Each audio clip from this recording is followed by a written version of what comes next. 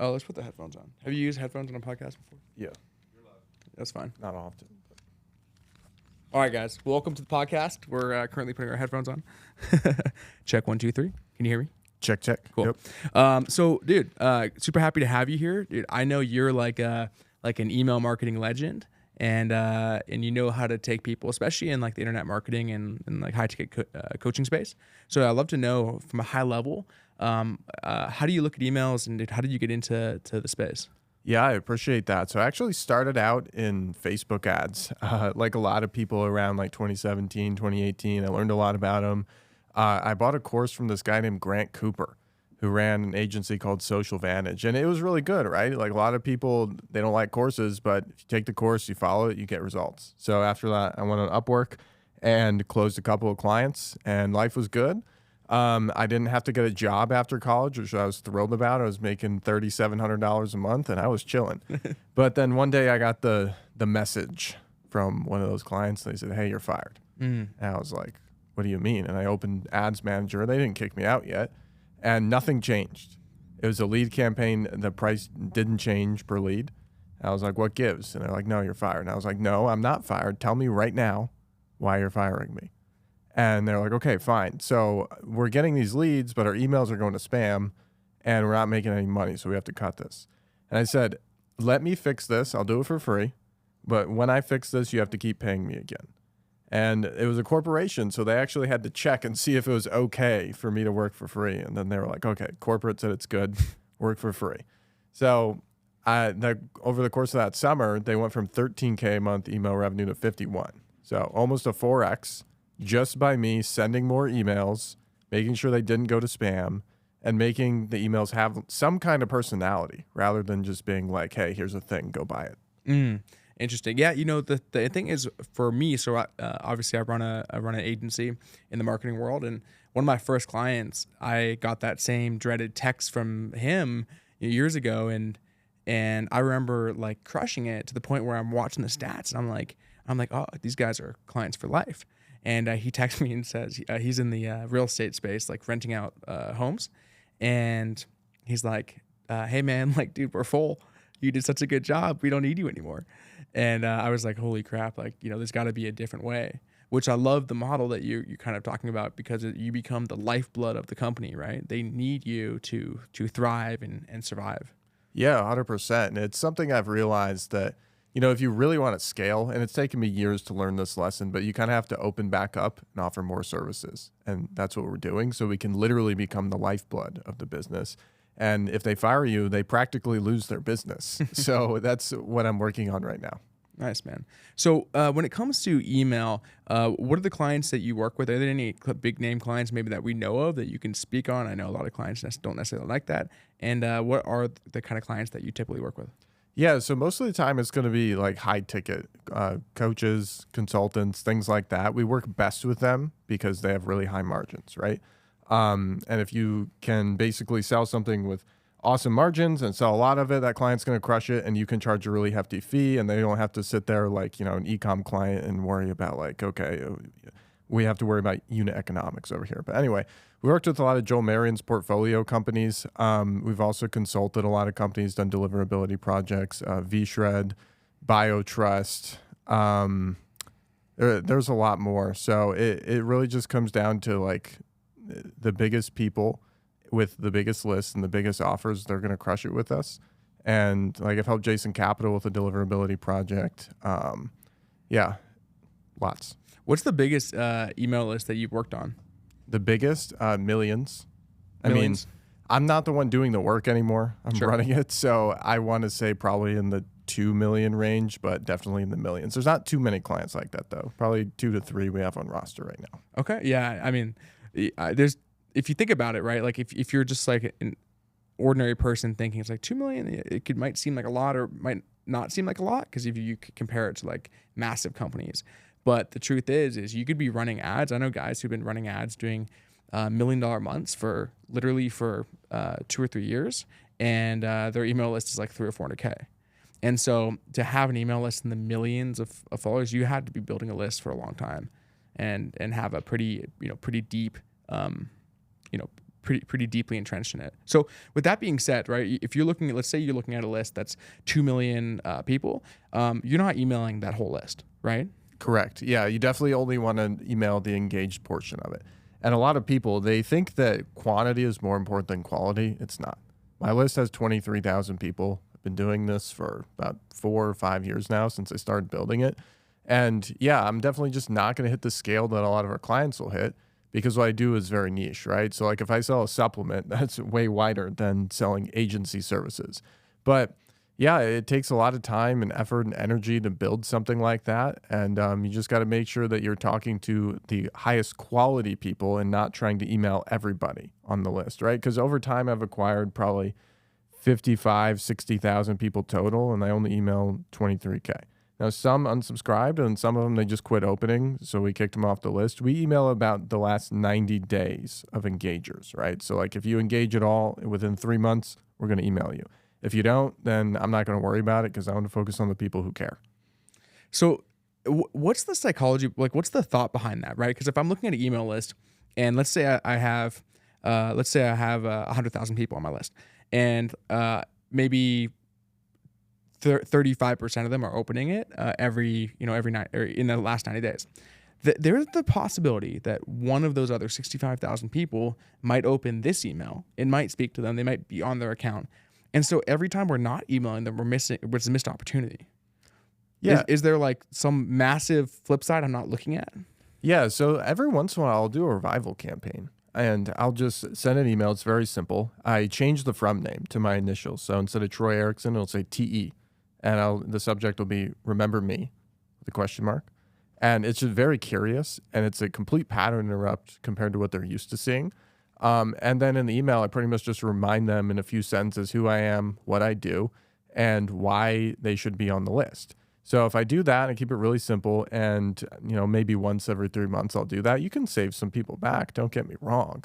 But yeah, at the end of the day, it's the more that I've tried to really value quantity, the more I value quality. It's crazy because every single time that I've tried to just email as many people as possible, it just doesn't work as well as me focusing on the quality people because at some point you're going to run into a deliverability issue. If you open it up too much, your open rates drop. Google notices that. They start tanking your reputation, et cetera, et cetera. It's just kind of like this snowball effect of bad things that can happen if you email too many people. Dude, that's so, I have so many questions. And, for me, when I first got into this industry, I was building my list and I probably had, at the time, maybe 8,000 people on my list, like not that big. And I hadn't sent a single email ever.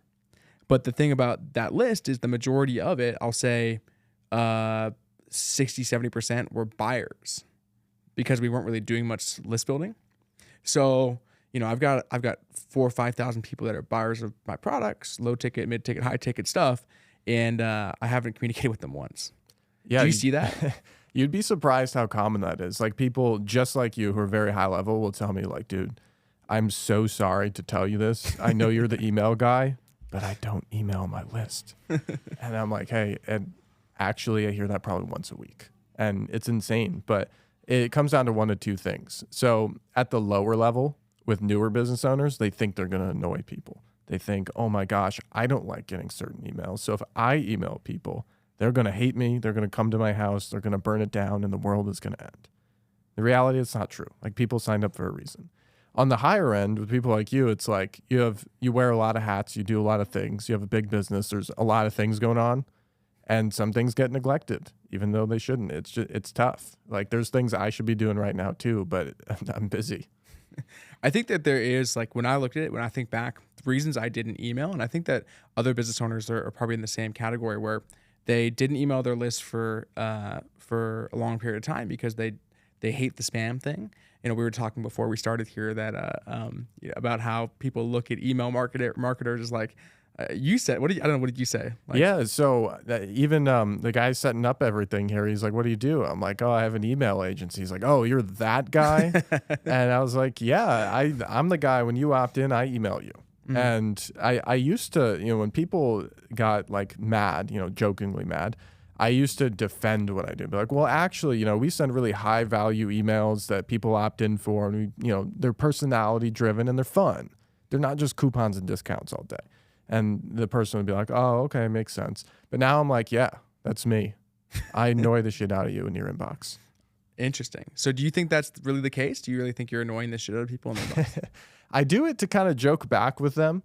The truth is that the vast majority of people, like outside of the marketing world, get an email, and just in general, when they hear the words email marketing, they think it's annoying. So I'm playing into that. But yeah, it's like the 80-20 principle, right? So like 20% of your list are going to be the diehard fans. They're going to be your buyers. They're going to be people who just love what you do. And then the rest of them are either going to be somewhat interested or they're going to think you're annoying. And it's just how it is. And a lot of times when you try to convince the majority of something, you're just really going to struggle. So when people ask me, I just accept it now. Dude, I have a buddy that worked for Grant Cardone back when he started increasing his email, how often, his frequency. And so what's interesting is he was emailing like a couple times a week at the time, and he increased to daily. And his team's like, I don't think that's a good idea. People are going to get pissed. They're going to unsubscribe. He's like, well, let's test it, right?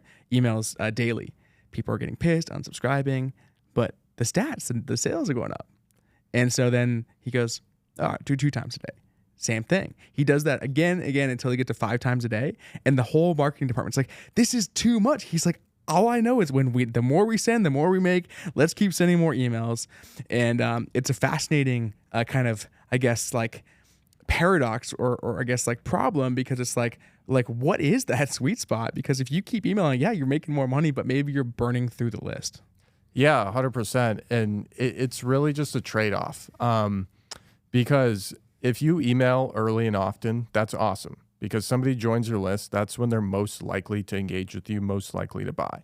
So I do twice a day, right, when somebody jumps on the list, and then I kind of cool off after that, especially if they don't take action, right? So then typically I'm doing about 1 a day. Sometimes I miss, so maybe like 5 times a week at the worst for me personally. For our clients, we don't miss a day, of course. But yeah, it's just you have to hit them early and often and understand that there's that vast majority of people. You're going to get more complaints. You're going to get people emailing you back saying they hate you. There's going to be people. I remember the first time I sent an email broadcast for one of my clients, not the one that I almost lost earlier, but the other one. And I clicked send, and maybe like 15 minutes later, I go to check the inbox, like really excited, like, hey, what do people like have to say? I'm super excited to interact with our audience. And the very first email popped up and it said, F you. Like, I was like, dude, this is rough. And that was like eye-opening to me. And I think a lot of business owners and team members, they see that and they get discouraged thinking that everybody hates them. And that's just the loudmouth people. And of course, you don't want to drive people nuts, but you got to make money. So there's that balance somewhere. I go really hard at the beginning, and then after that, I do 1 a day. Okay, interesting. Yeah, I've definitely seen those before, where it's like they say "fuck you" or "get off," whatever it is.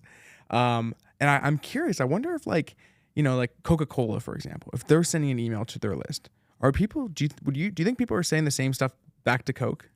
That's interesting because I think the input actually changes a lot, right? So in my world, it's like marketing agency. And unfortunately, a lot of people look at marketing agencies, especially since they're remote now, like it's not even a real business, right? So there's a lot of people who will do a lot of talking that would never say that to your face. Whereas Coca-Cola, the way that they speak to you would be more corporate and like much more not aggressive. Simply because they're a huge company and they're thinking about all the different things and their stakeholders, investors, and their valuation and like how every little thing affects their company. So they're more cautious. So they're probably not going to get as many people saying that, proportionately, of course. But yeah, it kind of depends on the input and what you tell people and how they view you based on their life experiences. And that's kind of the response that you get. Yeah, it makes sense. I could see that. One of the things I had the first time I really experienced real email marketing. I actually hired a guy to write emails for me, like a copywriter, before I like knew how to write copy or anything like that. And I think it was charging like $200 an email, which is I think pretty standard in the industry. And we send the campaign out and we crush, and we do like $150,000 in like 3 days. And I'm like, holy crap, there's gold in my list. And then I'm like, okay, let me instead of using this copywriter who's charging me, $200 every email, I'm paying him $2,000 to write up a campaign. Let me like $2,000, like, for $3,000, I could probably find someone to work full time for me. So I ended up hiring a copywriter to like come work in my office, work full time. And dude, it was so interesting to see the way that some people write copy. One day I wake up to an email from myself, right? Because he's writing the copy from me. And it's when Russia invaded Ukraine. Okay. And the subject line was why Russia invading Ukraine is a good thing. Oh no. Yeah. And I was like, dude, you are like, I didn't authorize that. Like, you just pissed off, a couple 100,000 people on my list. Like, dude, like, no, that's not good. Yeah, sometimes it's yeah, definitely. Now, not to that level, right? Because again, one of those things where you have to figure out what the client's cool with and what they're not. But when it comes to like super sensitive topics, especially ones that like if it just started and he sent that email and you didn't see it, like I understand why you feel that way. And sometimes we'll send an email for a client, especially early on when they're not used to it yet, is we write an email as them with a bold opinion, because being contrarian is important, not just an email with everything. And at first they're like, oh my gosh, and they panic and they freak out and they're like, why did you send that? And then they see the sales rolling in and then they shut up. But we're also trying to be competent and understand that like certain things, we have to figure out where that line is with the client and really learn their voice and their actual opinions and how it resonates with their audience. Yeah, some clients that I have I've worked with before, they're like really like say it exactly like this, write exactly that. Like we've done copy for clients, and it's kind of harder. The more strict the client is, the harder it is to write for them because they hate everything. So when you look at writing emails for clients and for your own stuff, how do you take a look at the tone? Do you find that like professionalism or like being fun and upbeat? Like how do you go about approaching the actual tone of emails? It's almost like I want to give people an inside perspective on what the founder is actually like. So if I'm on social and I see you and your personality and it's always this way, when I get on your list, I don't want to really stay on your list if it's the exact same as Instagram, for example. So when I get on your list, it should be personal and private. And that's kind of what email is anyway, because if you look at social, if I post something and you want to comment on it or watch it or whatever, there's like thousands of other people potentially that are doing the exact same thing at the exact same time. So it's almost like you're in the middle of this arena and there's everybody that's watching you and they all see the same thing. But an email, even though an email could go out to 100,000 people at once, it has that feel of like, hey, it was just sent to me and nobody else knows that I'm reading this right now. Nobody else can see if I reply. Nobody else can see if I click and go check this out. It just has that intimate feeling. And you want to make sure that you're giving off that vibe when you write. So I love being personal. I love sharing things that aren't on social media. And it just really incentivizes people to stick around and feel more connected to you. Interesting. Yeah, I think that's a good point. And there are some people, the thing is the emails I'm subscribed to from people, I don't think like that. Like it's just a lot of promotion and, even my friends' email list, like, sooner or later I unsubscribe because it's like, there's so little value. So what's the philosophy you subscribe to when it comes to value-based emails versus sales pitches? Yeah, that's a good question. So I would say the same thing as earlier with when they subscribe. I'm going to hit them early and often about the thing that they subscribe for. So whether they are interested in buying something or whether I'm trying to upsell them something, or maybe it was just a free opt-in and I want them to take some sort of action, I'm going to go pretty hard after that, at least for the first few days. And then I'm going to try a completely different angle, which in a way is almost like valuing content when you're trying different angles just to see what resonates with somebody. And you can infuse elements of story in there without just making a super short email that says, hey, go buy this. So that's what I like to do. And then after that period of a week or two, if they haven't taken action, then I'm going to ease off a little bit and I'm just going to give them a lot of value because it means that they need to build trust with me first. I think there's some chart somewhere that says 3% of people are ready to buy right now. So I want to try to get those people, and at a lower price point, it's more than 3%. But that's kind of the philosophy there. I want to grab whatever percentage of people that are ready right now and understand that another group of those people will take a week or two, and another group of those people won't buy for months, but they will buy. The silent lurkers, a lot of times, are the biggest clients. I also have noticed that different offers relate to different people, right? So someone comes in, and let's say they come in from a lead magnet, free ebook, or something like that. They might come through and they might be interested in maybe like a low ticket product or more, some more PDFs or something like that. But someone coming in, maybe seeing a VSL, they come in and they're interested in watching more video content. And someone else who comes in where it's like the ad or the whatever the source they came in is to book a call, they might be more interested in booking a call. So it's interesting because, I see this with our audience. Like we've done this before where we promoted the same thing. Hey, book a call for a couple months. And we're like, what's happening? Like it's worse. And then when we jump in and we put in like different types of offers, it seems to, obviously convert better. Yeah, it's just the truest thing I ever heard from one of my mentors, Justin Goff, is sell them more of the same. So whether you literally sold them something or whether they opted in, they're most likely to respond to the exact same thing. Like the best upsell ever, if you buy a 3-pack of something, is a 6-pack of that thing. And the more you do that and double down on the product or the style or however they consume it, that's the best way that you can reach that person. Now, eventually they might get tired of it and you can switch it up, and then, there's other things they can be interested in too. But yeah, just really doubling down on whatever indication they gave you so you can just double down on that thing. Do you have copywriters that write your email, or do you write your own email? I write my own. Okay. That's the only list I run right now. I actually have 2 lists because I have a software company as well called Mail Genius, which is like a deliverability tester for your emails. So yeah, I have a couple lists. Okay. So for you when you're writing your own copy, if that's what you write your own copy, wouldn't you then argue that every person should write the copy for their own list? No, because I see what you're saying, but my personality and the way that I like to run my company and like show people what I'm talking about, what I'm trying with email, like I'm always talking about what I'm personally trying, and I love that connection. Mm-hmm. So for me to not write emails when my business is about writing emails would be kind of weird, but I see what you're saying. Like I've delegated a lot of things, just not that. And technically, a lot of owners might look at me and say like, oh, writing an email is not a good ROI on your time based on your like average hourly rate. But it's something where, to me, my list is the lifeblood of my business.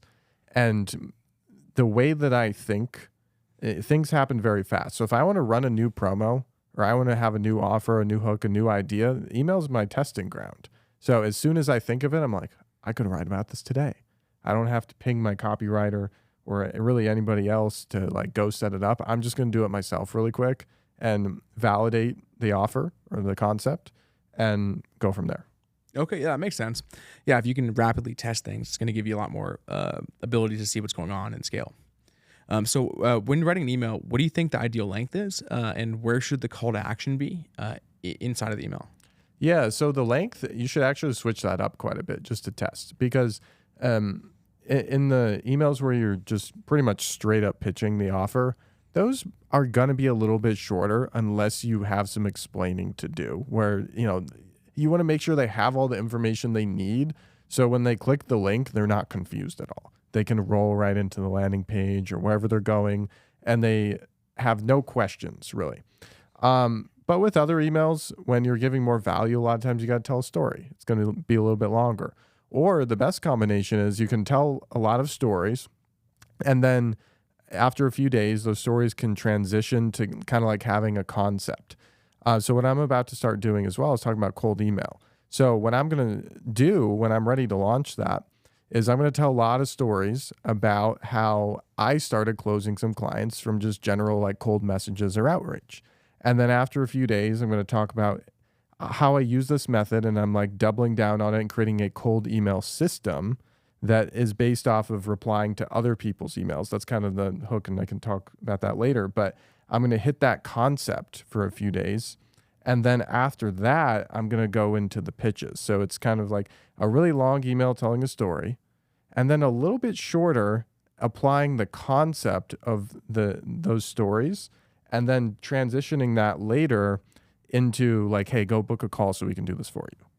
Do people that open the emails, the consumer, are they actually, or like the client, are they prospect, are they actually like paying attention to the sequence mentally? Like, oh, I got this email, and then a couple days later, oh, like this one ties to that one. Like, is that actually happening? They don't think that way for sure.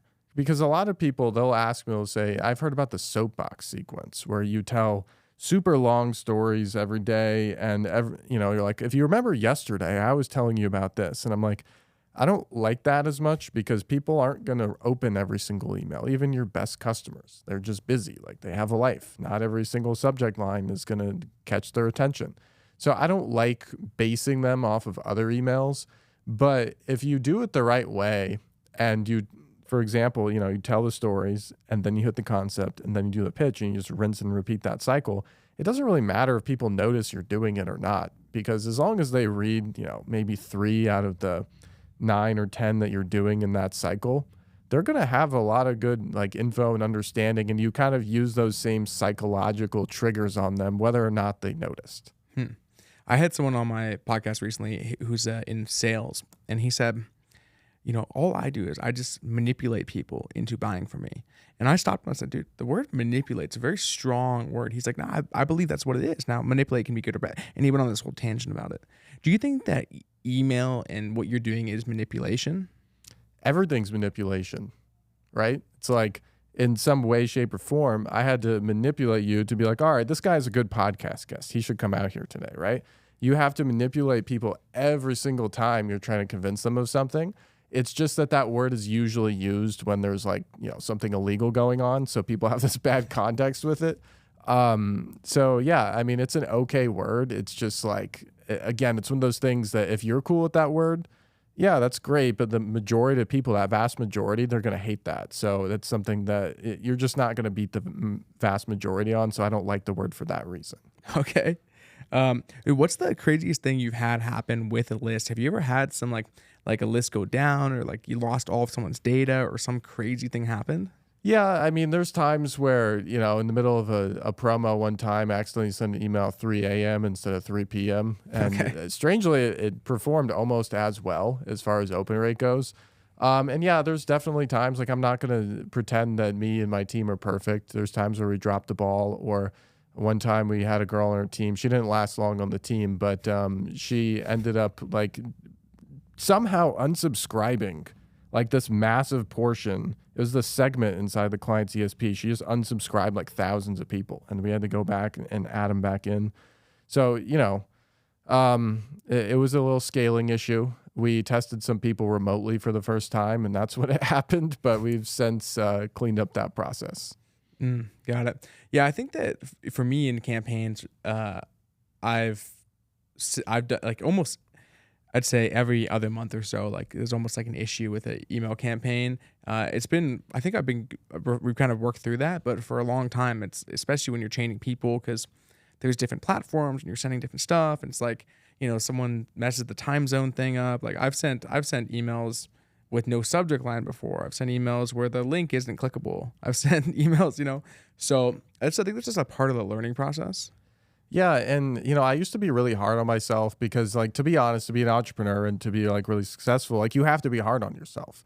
And like I learned that through playing baseball growing up, and that's a story for another day. But yeah, there's always going to be little things that happen. You can't catch every mistake that you make. And the only time when it looks really bad is when you're starting fresh with a client and you make a big mistake, and it looks bad because it's a first impression. But if you've been crushing it for that client and you make a mistake, it's like they have more lenience because they know that, it's just a little thing that happened. So sometimes that stuff does happen. And we try to not attract the clients that nitpick every little thing. And we just want the people that are chill. We write the emails, we make them the money, And every so often, is there a little mistake? Yeah. But at the end of the day, it's like you're in a much better position with us and sending emails than not doing it. Interesting. Yeah. The thing is there's obviously that learning curve. And I think if someone's maybe like they're running a business, maybe it's a coaching offer and they're not really doing much with email, what's the starting point? Like what's like the step one to do? Maybe they can't afford to hire someone like you to work with them. How do they actually do it themselves and get started? Yeah, so I would actually just look at the broader funnel of the business, right? So like it's more of a business concept at that point rather than, oh, email is just a thing I have to set up. So if I have a funnel and somebody opts in and I'm sending them to the next page and trying to get them to take the next action, there should be an email that mirrors every single step, right? So they opt in, they get a welcome email that's also trying to get them to take the next action, buy the next thing, whatever it might be. So just view it as I'm just replicating what I'm already doing in my funnel. Now I'm just doing it in email. And the easiest way to get started is go open like an active campaign account. Let's say you're a coach, consultant, or if you're an e-com brand, you can go on Klaviyo, just open the account and play with it, right? So an automation or a flow, whatever you want to call it, is going to be the main thing to start with because that's how you replicate the funnel. And then whenever the funnel ends is kind of when you put them in the broadcast pool where you send, the one-off daily campaigns. So that's probably the easiest way to think about it because I know what you mean. It can definitely be daunting if you haven't done it before. Interesting. So what you're saying is take a look at the funnel. Let's say it's, the funnel is landing page, opt-in, they get a lead magnet, they get emailed the lead magnet, then they get hit with some retargeting ads, and then, maybe a salesperson appointment setter calls them. So we look at that funnel and then we try to pair our emails up to align through the process. Is that what you're saying? Yeah, exactly. Because now this might be too annoying if you actually did it, but in a fully optimized world, if somebody goes and they opt in, they should probably see an upsell page right away. They should get an email right away. They should get a text right away. They should get a Facebook message right away, right? It's like there's so many different things. Well, you could send a carrier pigeon to their house too with a note. But is there a service for that? Maybe. I mean, if there's enough interest, we'll see. But, technically those are all things you should be doing, but you just have to figure out which channels are most important to you. And typically email subscribers, they have the highest intent because they've gone to your site and they've opted in and they've done all those things. So that's always a great place to start. But whatever you find is the most valuable. So for me, it's like my email list and my personal Facebook profile are the two places that make me bank consistently. If I go on Instagram, I have more like B2C stuff there, like learn how to type emails and make money. Not my main channel, probably my third. And then if I look at other places like Twitter and LinkedIn, like they just don't do a lot. So I have somebody repurposing there, but I just figure out what are the most high ROI things for me and I just do those. Dude, I love that. And so when you say Facebook profile, are you like your personal page or like the profile? Yeah, personal, not a business page. Those have terrible reach, but a personal profile, participating in a lot of groups with other marketers, and a lot of them will follow you too. So it's like between your personal profile and all the different groups you're in, those are great places to meet people that have money and are those silent lurkers that are always, reading your posts, may not comment every day, but they send you that message, after maybe months of reading your post. Okay, I want to pay you 10 grand right now. Interesting. Yeah. The thing is I haven't done a single thing ever with my personal profile. It's a bunch of people from high school that used to follow me. Well, and then, I've been in some groups and stuff and people that work with me in other areas that add me on Facebook, but I don't post there or do anything. I bet just like not posting on email, I bet there's a hidden gold mine there. Because, I'm at the, whatever max amount of friends. I think it's 5,000 on Facebook that you're allowed to have. A lot of those people are people who've bought from me or wanted to work with me. So do you do stuff on Facebook, like the same idea where you post, you post content and basically what you post on email you send on Facebook, or is it a different strategy? So I do it for myself where, it's largely the same stuff. But I like to put a different spin on it for the same reason. Like if I post the exact same content in the exact same place, there's less incentive for people to follow me in both places. So in general, the concepts are the same, but I always like to switch up something. But yeah, to your point, it's just about whatever's the most valuable to you. And at one point, my Facebook also was just a bunch of friends from high school. And then at some point, I realized this is not worth my time. So I started connecting with other marketers, and I probably bought some products that had Facebook groups associated with them. So I just kind of converted my Facebook and like kicked out all the people from high school, and yeah, now it's a business thing. Nice, man. That's cool. How do you see text messaging, SMS fall into your mix of marketing? Do you do that with clients? Yeah, so Rob Bailey, one of the co-founders of GHL, he was another one of our clients. Not GHL themselves, but Rob.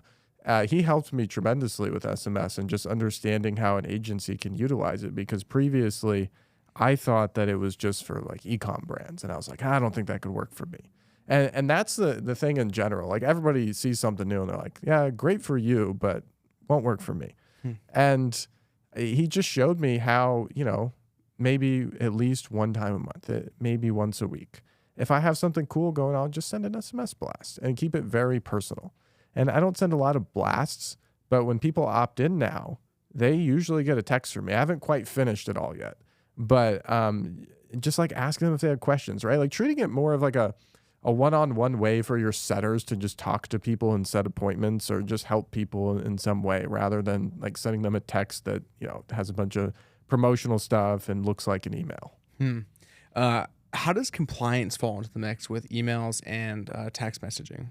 Yeah, so that's actually a good question for right now, because Google just released an update on February 1st, right? Where you have to have your email authenticated. And I could talk about this right now and I would lose 99.9% of people because it's very nerdy. But essentially, there's three main security features with email. So there's SPF, DKIM, and DMARC. And if you don't have those set up and you send more than 5,000 emails a day, you're going to just be blocked by Google. They're phasing it in. So they started blocking people February 1st, and by June, they're going to completely block you if you're not authenticated and you're sending that many emails. So that's one example. Another thing is just making sure that you're not sending to people who haven't opted in. It sounds very simple, but that's a big reason why the average person doesn't like email, because they think that the person sending them the email is a hacker, a scammer, whatever, that got their email, and they have no idea how. And the more you can just be really clear with people, they opt in and they get an email from you, and you're not trying these. Now, cold email is a little different because you can legally cold email anybody you want, but don't just grab a bunch of people and put them on your email list. Like, that's a big no-no. And then with SMS, it's gotten more strict too. You have to make sure that you verified the phone number, and you have to make sure that you opt out people. So overall, the concepts are pretty easy to follow. Just got to set them up. Like, if somebody wants to be on your list, put them on the list. If they don't, don't. Okay. Yeah, fair enough. I feel like some people don't even, it's like, well, look, I want to email everyone, even if they opted out, like I'm going to re-opt them. Yeah, it's like what we were talking about earlier. Like, if they wanted to leave your list, they don't want to buy from you. So what's the point? Yeah. Yeah, makes sense. Now, you talked a little bit about deliverability there. You said you have a software what is it called? Mailgenius.com. Okay. Nice. So what does it do, and how, and like, what's the benefit of it? And then,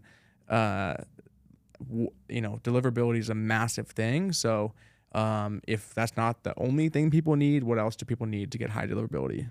Yeah, so that's actually a great place to start, and that's why I bought it, because I realized that I was talking at like such a high level a lot of times that it wasn't simple enough. So mailgenius.com, I acquired it a little over a year ago. There's about 1 million spam tests per year that are done on the site by a lot of like enterprise level companies, and also, all the way down to like people who just do freelance email. So you go to mailgenius.com, there's an email address on the screen. You copy it, and then you send an email to that address and click the button. And then it tells you everything that's wrong with your email. So it could be like, hey, you're not authenticated properly.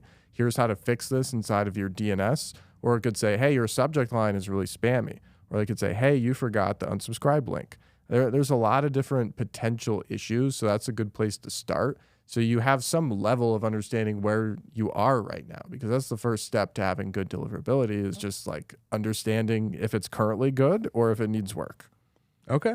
That sounds like is it just like a free thing you just send to? It's a freemium thing. So yeah, it used to be completely free when I acquired it, and I've since made a lot of changes, and where, it was this thing that was just on the internet. It was a good tool, and it just like mistreated by the previous owners. So I rescued it. Okay, nice. So can I test my emails for free just by sending them to you, the email? Yeah. And then what are the additional things that the paid versions can get me? Yeah, so the freemium model, if you keep using it and you want to keep testing it on a monthly basis, and you can use it for any domain, not just one, then there's prices as low as $9 a month to start using it.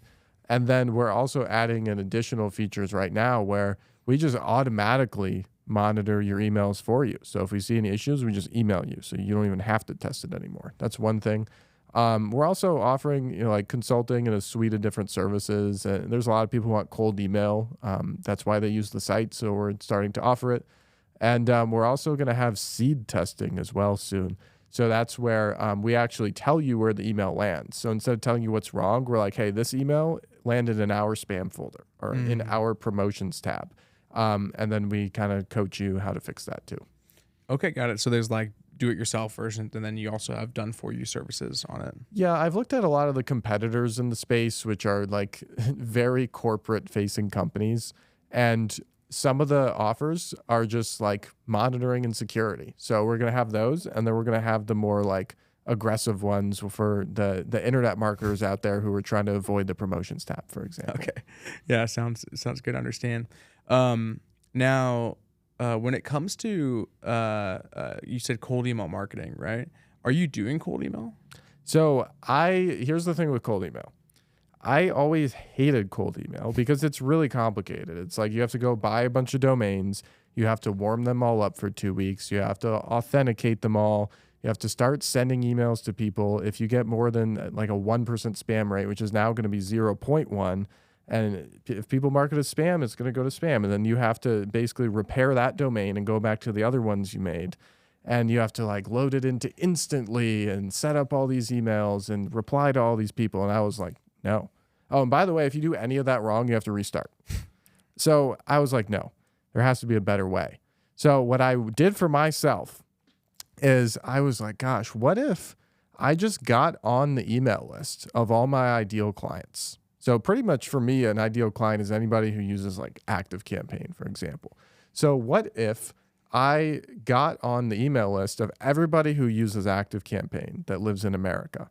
And as soon as they email me, if they land in the promotions tab or spam folder, I just reply and be like, hey, you landed in promo. Here's a quick video about how to fix this. So at first I had a VA. So I basically scraped a list of websites. No, so not leads, just the websites. And I had a VA go and opt in for all the websites, and they would run into this Google sheet. And I created this really super complicated 32-step Zap in Zapier. And I had it where it was basically automatically emailing people if they landed in promotions or spam. And there were all these like cross checks and different ways to cycle the emails so it's not the same, and it would like verify them. So I built this really complex system that I'm actually turning into a bot right now, because when I built the prototype for myself, I spent probably like $2,000 to $3,000 to set it up, and we made 21K in cold email after like a month. And then we had some issues with the Zapier connection breaking. So for the new version with the bot, I'm fixing all that stuff, and it's going to launch this month. And I'm super excited to test for myself. I have my beta testers, and I'll probably offer it as a service in March. But I'm calling it the anti-cold email system because it's wild, dude, how few issues there are with actually delivering the emails and all the headaches of traditional cold. This gets rid of all that, and it gets way better results. Because I hired a dude to do traditional cold email. I paid him $5,000. I remember on June 10th of last year. And he booked me like one unqualified call the entire time. And after 4 months, I was like, hey, man, I don't want to be that guy to file a chargeback. So like, please refund me because the deadline is tomorrow. You haven't gotten me anything. And eventually he gave me a refund. But I was like, I'm never dealing with traditional cold email again. I'm going to do it my own way. Interesting. Yeah, dude. I had a guy that is a good buddy of mine described and experienced almost the T of what you just said. Paid $5,000, guided email, got 0 results, and ended up doing a chargeback. So cold email is definitely a challenge. We do a lot of cold email for ourselves, and also with agency owners that we consult with. We help them set up cold email because the bulk of the work is in the setup, and it's very complicated, and you need a lot of leads, and you need a lot of domains to get results on it. So your strategy is super fascinating, where you basically opt into other people's lists and have them, and then when they send you, you just respond to that email. Is that what happens? Yeah, it's interesting because it's a method that I used very early on, probably like 3-4 years ago, where if I was on somebody's list or if I, knew the person who owned the business, I would just DM them on Facebook or reply to their email and just say like, hey, I noticed you landed in the promo tab. Here's how to fix that. And then I'd book a call. So now this is just taking that at scale. Because, I've trained, oh my gosh, probably close to 1,000 people now in email marketing in general that have paid for some kind of coaching or program. And that's the number one method that works for them if they actually go implement and they don't give up after sending 2 messages, right? So anytime you can personally outreach to somebody and you can send them a very quick note and maybe like a 1-2 minute Loom video showing them a problem and how you can fix it, and it's explaining the value, that's the best way that you can get a client. What do you think about the landscape of internet marketing and kind of where that's moving towards in the future? I feel like there's a lot of been a lot of coaches. A lot of coaches kind of fell off in the last year or so as it kind of got harder to sell and the market kind of shifted. What do you see the future and the vision of that? Gosh, that's a loaded question. With the coaching industry in general, I don't think it's going to go away anytime soon. Now, the individual people who are coaching, that will always change because you're right. There's going to be times with the economy where it's really easy and anybody making any kind of promise will make sales. And unfortunately, that's just the way it is. But only the people who are consistent and have good fulfillment and don't get in trouble with the FTC, like they will stick around for the long term. So the coaching in general is not going to go away. It's just simple, and people are starting to realize too that college is not all it's made out to be, and this is the new way of learning. So the coaching industry is here to stay. Things are going to get a little bit easier, which makes them more competitive because of AI, right? So now anybody can basically create any kind of like image or video content, and they can literally make it of themselves without even being present, which makes it so much easier to compete, but there's so many more competitors. And having that quality level of content that feels personal, those are the people who are really going to stand out and win. So that's a little bit about the industry, but as far as offers, like it's always ebbing and flowing and changing, and should I do low ticket or should I do high ticket? At the end of the day, you just have to have a good offer.